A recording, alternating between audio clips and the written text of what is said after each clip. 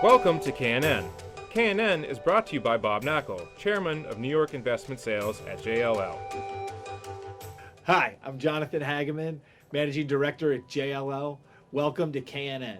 Today I'm here with Bob Knakal, Chairman of New York Investment Sales, and today we're going to talk about rent regulation. So Bob, what is going on with rent regulation? We've talked about this a lot. It's on the tip of, I think, 95% of the people we talk to on the phone every day and every meeting we go to. Give the audience a little bit color on what's happening currently.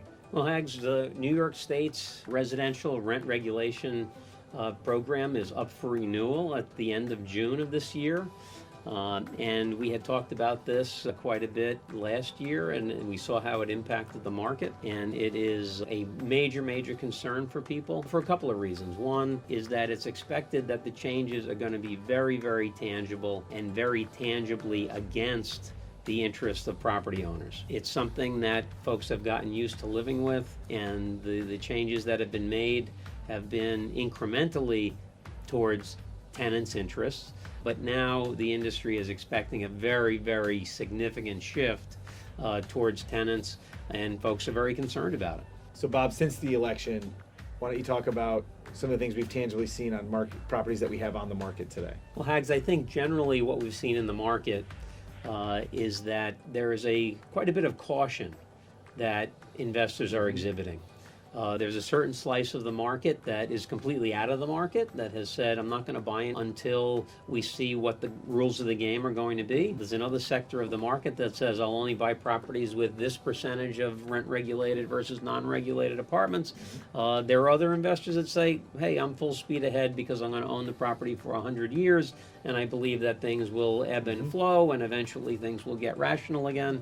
And so there's a mixed perception of what market conditions are today. And on the flip side, we have sellers, some of whom are saying, I want out of New York City.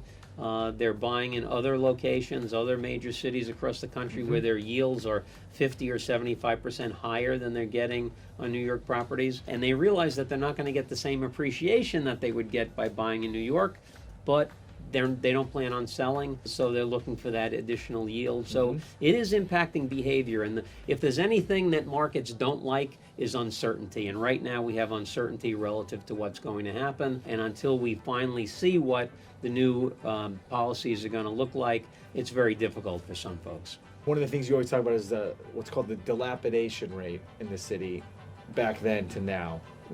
Tell the audience what those metrics look like. Well, in the mid-70s, the dilapidation rate, and that's defined as if an apartment is dilapidated, it's uninhabitable. In the 1970s, 14% of the housing stock was considered dilapidated.